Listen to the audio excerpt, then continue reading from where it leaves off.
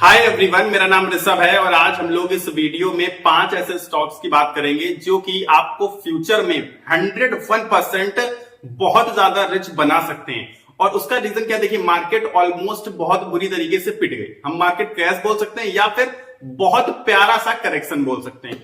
और जब कभी ऐसा करेक्शन आएगा, ऐसा नहीं है कि इस बार पहली बार आया है और ना ही आखिरी बार आया है, ऐसे करेक्शंस पहले भी आए हैं और आगे भी आते रहेंगे। और ये सारे करेक्शंस बहुत बेहतर होते हैं। उसका रीजन आप समझिए कि बहुत प्यारे प्यारे से जो स्टॉक्स होते हैं, बहुत अच्छे अच्छे स्टॉक्स होते हैं जिन्हें हम कैच नहीं कर पाते, जिन्हें हम ले नहीं पाते, वो बहुत रीजनेबल प्राइस पर हमें मिलने लगते हैं, जो कि पहले शायद 40-50% ऊपर मिल रहे थे। यानी कि अब वो काफी ज्यादा पिटाई पड़ने के बाद नीचे आ जाते हैं ऐसे करेक्शंस में। तो ये करेक्शन मैं मानता हूं कि बाइंग अपॉर्चुनिटी होती है, मोस्ट ऑफ द टाइम ऐसा ही होता है। और इसमें आपको बस अच्छे स्टॉक्स को तलाशना होता है, अच्छे स्टॉक्स में पैसा लगाना होता है। तो अगर हम अभी निफ्टी 50 के लेवल की बात करें, क्योंकि 22,000 के नीचे जा चुका था ऑलरेडी, लेकिन इस समय करंट की बात करें अगर निफ्टी 50 का लेवल है 22,397, 22,397 के लेवल पर खड़ा है निफ्टी 50।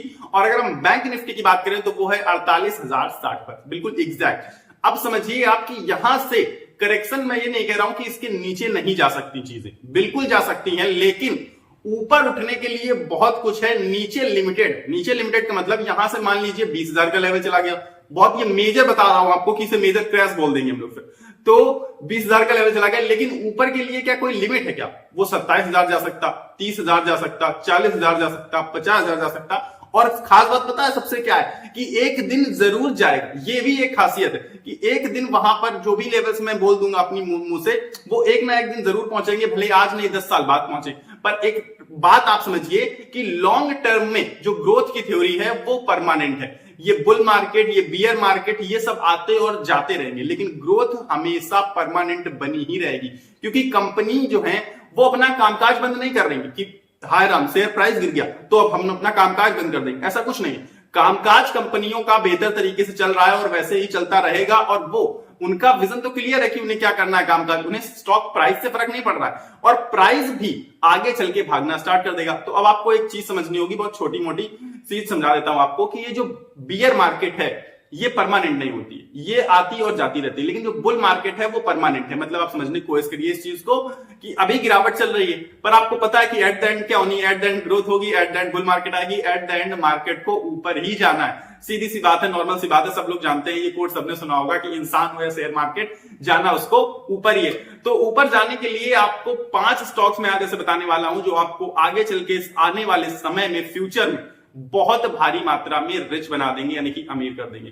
तो 5 स्पेसिफिक सेक्टर्स से मैंने स्टॉक्स चुने हैं, सब अलग अलग सेक्टर से हैं। उसका रीजन समझ लीजिए कि सब लोग पोर्टफोलियो डाइवर्सिफाइड करना चाहते हैं। मैं भी डाइवर्सिफाइड में भरोसा करता हूं, पर इतना ज्यादा नहीं जितना बाकी सब लोग करते हैं। बाकी सब लोग अपने पोर्टफोलियो में 50 स्टॉक भर लेते हैं, 40 स्टॉक, 30 स्टॉक। मैं इसमें प्रेफर नहीं करता। मैं कहता हूं कि 10 के आसपास स्टॉक्स आप रख सकते हैं, क्योंकि अगर आप बहुत जगह पैर फैलाएंगे, थोड़ा थोड़ा लगाएंगे, तो रिच नहीं, अमीर नहीं बन पाएंगे, वेल्थ नहीं जनरेट कर पाएंगे। पर अगर आप ज्यादा अमाउंट थोड़ी जगह लगाएंगे तो आप क्या, रिस्क तो बढ़ेगा पर उसी के साथ साथ रिवॉर्ड्स भी बढ़ने के चांसेस बहुत ज्यादा हो जाते हैं। तो मैंने 5 सेक्टर से अलग अलग स्पेसिफिक स्टॉक्स चुने आपके लिए 5।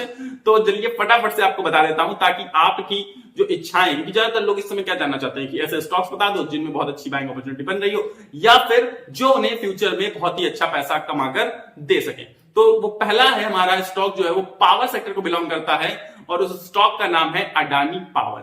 अडानी कंपनी का नाम सुनते ही बहुत सारे लोग इससे मुंह मोड़ लेते हैं, लेकिन मैं आपको सच बताऊं तो ये टाटा पावर जो कंपनी है, टाटा पावर, उससे बेहतर अडानी पावर मुझे नजर आता है। उसका रीजन समझिए, वैल्यूएशन सिस्टम में बहुत सस्ता है और ज्यादातर प्रोजेक्ट्स की बात करें तो प्रोजेक्ट्स भी ज्यादा अडानी पावर के ही पास हैं। और जो फ्यूचर है वो पावर सेक्टर को बहुत अच्छे से ग्लोरीफाई करता है कि बहुत प्यारा होने वाला है पावर सेक्टर, क्योंकि हर चीज आपको पता है कि बिजली पर, हर चीज बिजली पर है। आप जो फोन चला रहे हैं, जिसमें ये वीडियो शायद देख रहे होंगे, वो भी मोबाइल को चार्ज कर रहे हैं आप, उसके लिए भी किसकी जरूरत है, इलेक्ट्रिसिटी की जरूरत है। तो आगे आने वाली हर चीज, इंटरनेट भी, वाईफाई वगैरह लगाते हैं तो इलेक्ट्रिसिटी, तो हर चीज आगे चल के इलेक्ट्रिसिटी पर डिपेंडेंसी बढ़ने वाली है। आप सबको पता है ईवी गाड़ियां भी तो आने वाली हैं, तो आने वाली मतलब आ चुकी है, लेकिन और भारी मात्रा में आएगी। तो आप समझिए कि इलेक्ट्रिसिटी पर जितनी ज्यादा पावर पर हम लोग डिपेंडेंसी बढ़ेगी, उतनी ही पावर सेक्टर की ग्रोथ बढ़ेगी। और मैं सिर्फ पावर सेक्टर में इस पर्टिकुलर स्टॉक की बात नहीं कर रहा हूं, पावर सेक्टर में तो सारे स्टॉक्स ग्रोथ करेंगे, लेकिन मैं जो स्टॉक आपके लिए लेकर आया हूं वो है अडानी पावर। दूसरे अगर हम बात करें तो रेलवे सेक्टर की है, क्योंकि मैं आपको बताऊं कि आप फॉरेन जाकर कभी देखिएगा, बाहर देशों में, अच्छे देशों में जाइएगा तो आपको पता चलेगा कि रेलवे क्या होता है, क्या चीज है रेलवे। ये हमारी रेलवे देखिए, उसमें कितनी भसड़ बसी रहती है।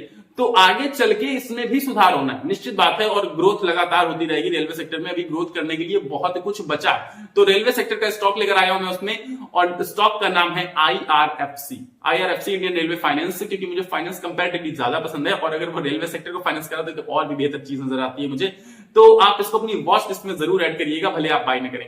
तीसरे अगर उसकी बात करें, डिफेंस सेक्टर से लेकर आया हूं मैं आपके लिए तीसरा स्टॉक। डिफेंस सेक्टर क्यों मुझे बेहतर लगता है, स्टॉक का नाम बताने से पहले ये बता देता हूं। डिफेंस सेक्टर इसलिए बेहतर लगता है क्योंकि आप आज के समय में देखिए, और कुछ समय पहले भी देखिए, वर्ल्ड वॉर हो चुकी है, 2 वर्ल्ड वॉर ऑलरेडी हो चुकी है, इसके अलावा कई देश आपस में भिड़ते रहते हैं अक्सर। तो हमें अपना डिफेंस जो भी सारी चीजें मतलब स्ट्रांग करनी है कुल मिलाकर, और अभी हमें नहीं लगता है कि अभी हमारा डिफेंस इतना मजबूत हो पाया है, या हमारे जो हथियार हैं वो इतने मजबूत हो पाए। तो आगे डिफेंस में भी बहुत अच्छी अपॉर्चुनिटी मुझे नजर आती है। और डिफेंस की अगर हम बात करें तो इसका स्टॉक है हिंदुस्तान एरोनॉटिकल्स, यानी कि HAL में बहुत अच्छी भारी मात्रा में करेक्शन हो चुका है ऑलरेडी, और आगे चल के आने वाले समय में बहुत बेहतर आपको रिटर्न्स देता हुआ दिखाई दे सकता है। पीई भी अब काफी सस्ता हो चुका है, जो कि पहले काफी महंगा हुआ करता था। ये सारे स्टॉक्स के पीई शायद महंगे हुआ करते थे कुछ समय पहले, लेकिन आज के टाइम पर, आज की डेट पर ये सारे स्टॉक्स बहुत रीजनेबल प्राइस पर आपको मिल रहे हैं। चौथे सेक्टर की अगर हम बात करें तो है हमारा बैंकिंग सेक्टर, क्योंकि बैंकिंग सेक्टर की भी ग्रोथ अच्छी खासी है। आप सबको पता है कि इंडिया में ज्यादातर लोग, कितने भी लोग शेयर मार्केट से जुड़ जाए, कुछ भी हो जाए, पर एक बैंक में पैसा जमा करने का जो अभी भी सोच, जो थोड़ी सी सोच अलग टाइप की सोच रखते हैं, या आप ये बोल सकते हैं रूरल एरिया, आज भी चाहता है कि वो अपना पैसा बैंक में सुरक्षित रखे। वो आज भी शेयर मार्केट को सट्टा बाजार समझता है। तो इस चीज को ध्यान में रखते हुए मैंने एक बैंकिंग सेक्टर के स्टॉक्स उठाए, और बैंकिंग सेक्टर में सबसे ज्यादा अगर किसी बैंक पर भरोसा करती है हमारी देश की जनता, तो वो है स्टेट बैंक ऑफ इंडिया, यानी कि SBI, और बहुत रीजनेबल प्राइस पर मिल रहा है। ऑल्दो मैं आपको इसमें एक ऑप्शन दे सकता हूं, क्योंकि अगर आप लॉन्ग टर्म में सोच रहे हैं तो बैंक ऑफ बड़ौदा भी बुरी चॉइस नहीं है, बहुत अच्छा डिविडेंड भी प्रोवाइड करता है, और लॉन्ग टर्म थ्योरी में, लॉन्ग टर्म जो आपको ग्लोरी में, आपके रिटर्न्स में शायद बैंक ऑफ बड़ौदा ज्यादा पार्टिसिपेट कर पाए, शायद 19-20 का ही फर्क रहेगा। इसलिए मैंने स्टेट बैंक ऑफ इंडिया और बैंक ऑफ बड़ौदा में दोनों में चॉइस दे दी, और दोनों ही बहुत बेहतरीन बैंक्स हैं और बहुत प्यारे रीजनेबल प्राइस पर मिल रहे हैं, और आगे चल के आने वाले समय में बेहतर रिटर्न्स देने की दम रखते हैं। पांचवें सेक्टर की अगर हम लोग बात करें तो पांचवा सेक्टर है NBFC सेक्टर बोल सकते हैं हम इसे, या फिर फाइनेंशियल सेक्टर में आपके लिए स्टॉक लेकर आया हूं, और ये मेरा one of the most favourite, सारे मोस्ट फेवरेट्स हैं। इसके अलावा भी बहुत सारे फेवरेट्स हैं मेरे, मतलब मैं करीब करीब 15-20 स्टॉक्स को अपनी रेंज में रखता हूं, अपने रडार में रखता हूं, जिनके बारे में मोस्टली वीडियोस बनाता भी रहता हूं। आप जाके मेरे चैनल में चेकआउट भी कर सकते हैं। तो फाइनेंशियल सेक्टर की अगर हम बात करें तो उससे मैं आपके लिए लेकर आया हूं जियो फाइनेंशियल सर्विसेज, क्योंकि ये एंट्री भी करने वाला है निफ्टी 50 में, और इसके बाद इसको म्यूचुअल फंड की इन्वेस्टमेंट मिलेगी, और साथ ही साथ ये अंबानी ग्रुप का स्टॉक है। तो बहुत प्यारे रिटर्न देने वाला है आगे चल के फ्यूचर में। लेकिन अभी जो ये तू मैं चल रही है इन स्टॉक्स को लेकर, खास करके जियो फाइनेंशियल सर्विसेज को लेकर, कि ये स्टॉक कहां था, कहां आ गया, ये सारी चीजें जब ये स्टॉक्स भागते हैं, जब ये स्टॉक्स रिटर्न देते हैं, जब ये स्टॉक्स मल्टी बैगर बनते हैं, ये चीजें कोई याद नहीं रखता, ये इतिहास बन जाते हैं। और सिर्फ अगर कोई चीज याद रखी जाती है तो वो ये कि इसने एक साल में 100% रिटर्न दिए, 200% रिटर्न दिए, 1000 गुना रिटर्न दिए। ये सारी चीजें हमेशा हमेशा लोगों के जहन में बैठ जाती हैं। अब आपको मैं एक एग्जांपल देके समझाने की कोशिश करता हूं। मैंने सारे स्टॉक्स बता दिए आपको, सारे सेक्टर स्पेसिफिक बता दिए पर्सनली, लेकिन विप्रो इस समय बहुत डाउन है। सब लोग बात भी कर रहे हैं नॉर्मल, लेकिन आज भी विप्रो को याद किस लिए किया जाता है कि विप्रो में अगर इतने साल पहले किसी ने इतने रुपए लगाए होते तो आज 700 करोड़ रुपए होते। ऐसा कुछ सुनी होंगी ना आपने स्टोरी। तो ये चीजें आपको समझनी पड़ेंगी कि जो चीजें याद रहती हैं वो रिटर्न्स याद रहते हैं। जो स्टॉक्स डूब जाते हैं ना, उनके बारे में बहुत कम लोग जब रिसर्च करते हैं, एनालिसिस करते हैं बताने के लिए, तब निकल कर आते हैं। याद रखने वाली चीजें होती हैं हमेशा जो चीजें उठ जाती हैं, जो चीजें बन जाती हैं। आप ये समझने की कोशिश करिए बस। और चीजों को अब मैं आपको थोड़ा सा एक्सप्लेन करने की कोशिश करता हूं कि इन स्टॉक्स में आपको अपना सब कुछ नहीं झोंकना। सब कुछ नहीं झोंकने का मतलब क्या है, आप बहुत ध्यान समझिएगा। अपनी जरूरत का पैसा कभी भी स्टॉक मार्केट में, मैं इन स्टॉक्स की तो बात ही नहीं कर रहा, मैं बात कर रहा हूं स्टॉक मार्केट में ही मत लगाइए। जरूरत का पैसा आपको कभी भी स्टॉक मार्केट में नहीं लगाना चाहिए। उसका रीजन है कि stock market up and down volatility चलती रहती है और हमेशा चलती रहेगी। कब आपको पैसे की जरूरत पड़ जाए, क्योंकि आपने तो अपना जरूरत का पैसा लगाया है और तब उस समय हो सकता है कि आप लॉस की स्टेट में हो, आपको लॉस में पैसा निकालना पड़ जाए। ये चीज आपको समझनी पड़ेगी। तो आपको पैसा, कौन सा पैसा हमारा मतलब इस मार्केट में लगाना है, वो पैसा जो आपको बिल्कुल जरूरत नहीं है, बिल्कुल है ही नहीं जरूरत, आगे 1-2 साल में जरूरत नहीं पड़ने वाली। आपके पैसा जो यूजलेस है, ये समझ लीजिए आप, भले वो यूजलेस पैसा सिर्फ 1000 रुपए आता हो हफ्ते में, 1000 रुपए आता हो महीने में, पर आपको वही पैसा स्टॉक मार्केट में इन्वेस्ट करना है जो आपके किसी भी काम का नहीं है आगे आने वाले बहुत सालों में, एटलीस्ट 5 से 6 सालों में। और अगर आपने 10, 15, 20 साल इन्वेस्टमेंट कर लिया, तब तो आप यकीन मानिए आप बहुत बड़ी वेल्थ इजीली जनरेट कर लेंगे, क्योंकि स्टॉक मार्केट टाइम मांगता है, बहुत ज्यादा पैसा नहीं मांगता। पैसा बहुत लोग लेकर आते हैं और डुबा कर चले जाते हैं, करोड़ों रुपए डुबा देते हैं लोग स्टॉक मार्केट में।